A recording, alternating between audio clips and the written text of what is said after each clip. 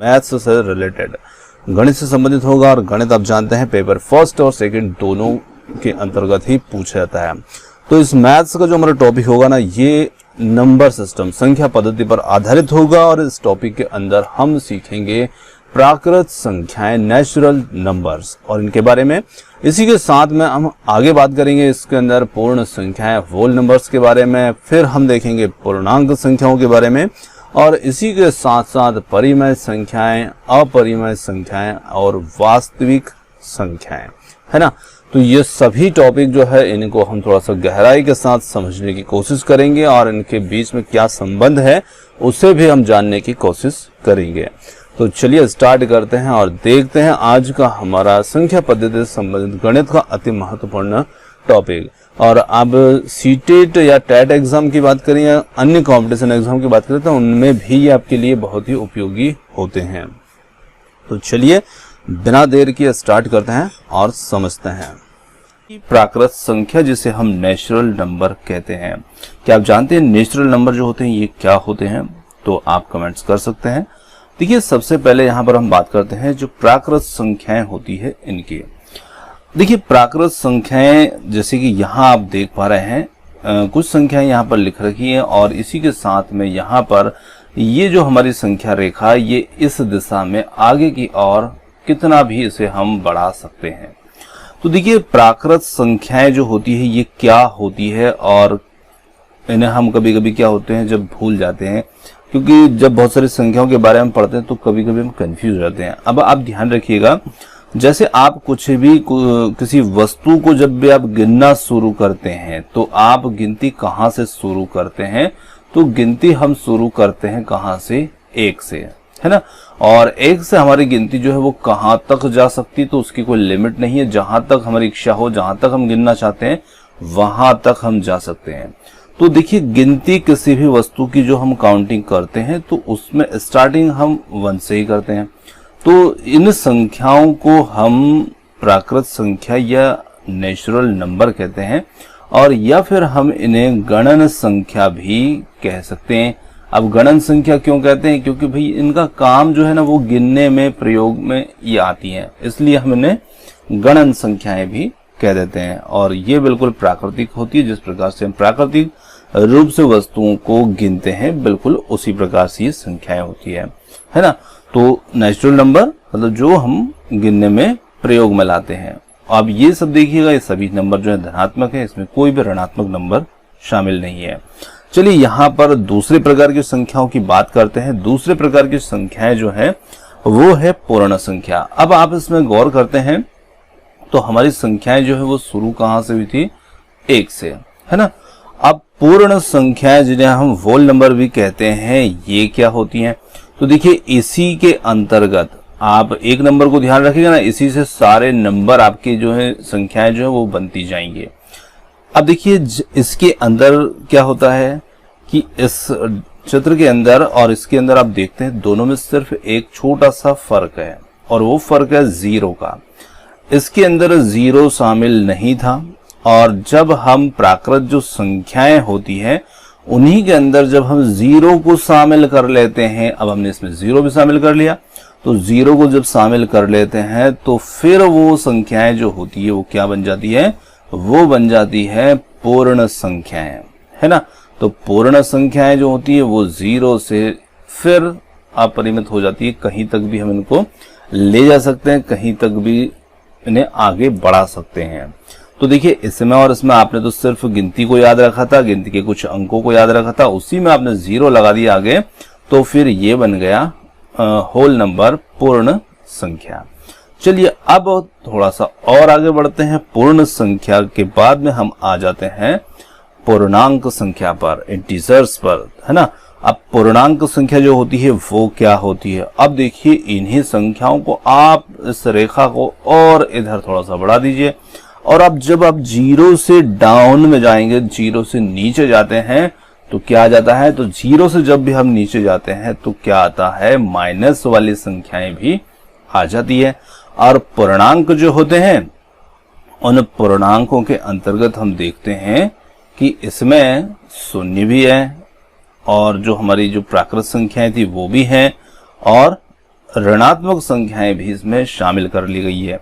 तो जब ऐसा समूह संख्याओं का हमारे सामने होता है तब वहां पर हम कह सकते हैं कि ये पूर्णांक संख्याएं हैं। अब देखिए, इनसे कभी कभी हमारे सामने कुछ प्रश्न रख दिए जाते हैं, और प्रश्न किस प्रकार से रखे जाते हैं, चलिए मैं एक प्रश्न यहाँ पर बनाता हूँ।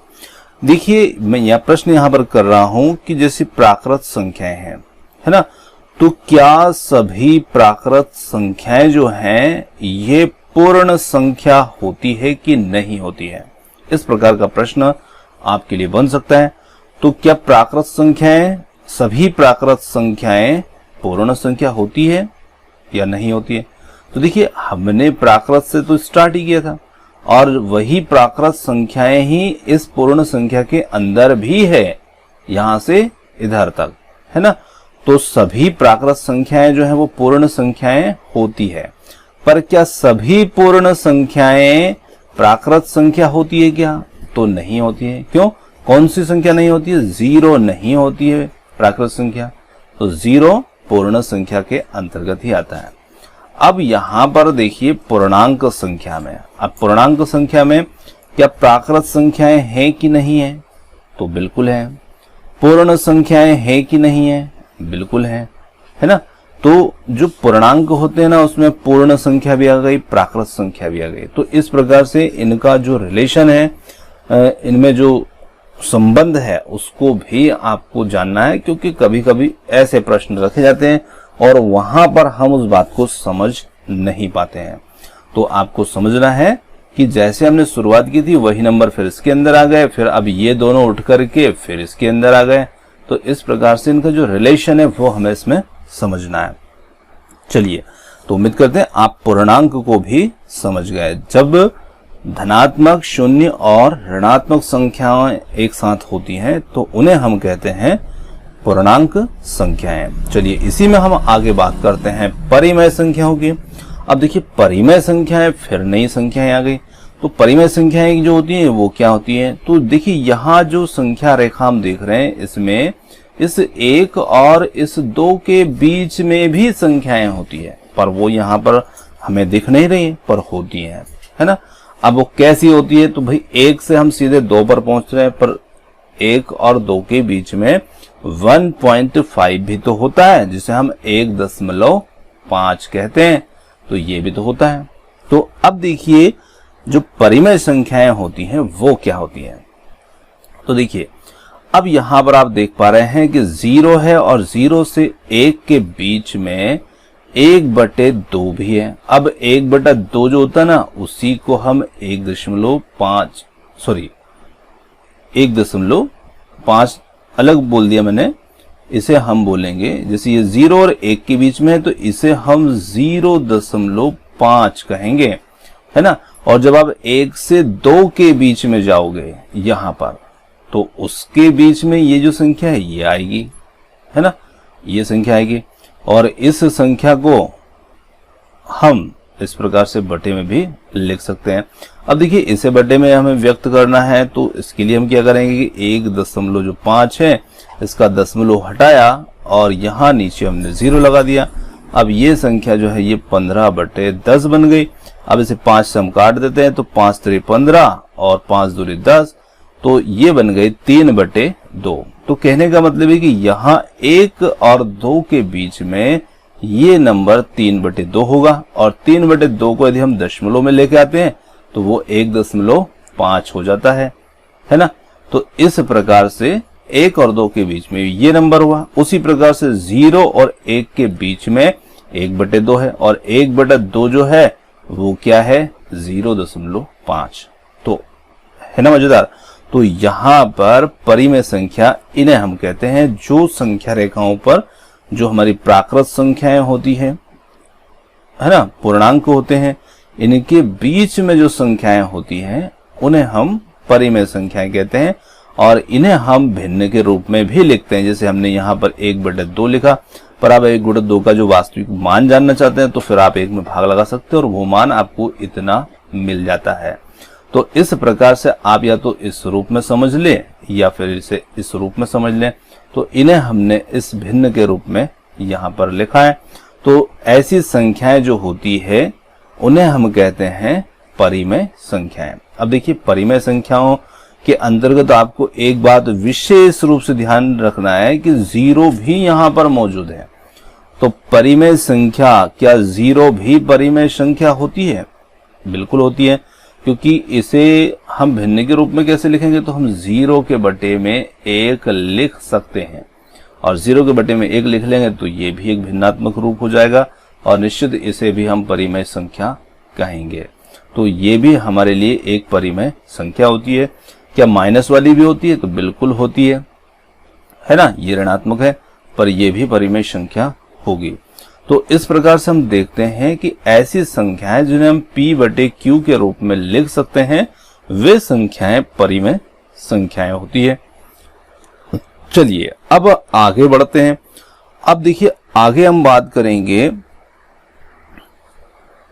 अपरिमेय संख्या की, पर एक पॉइंट और थोड़ा सा मेरे दिमाग में आ रहा है।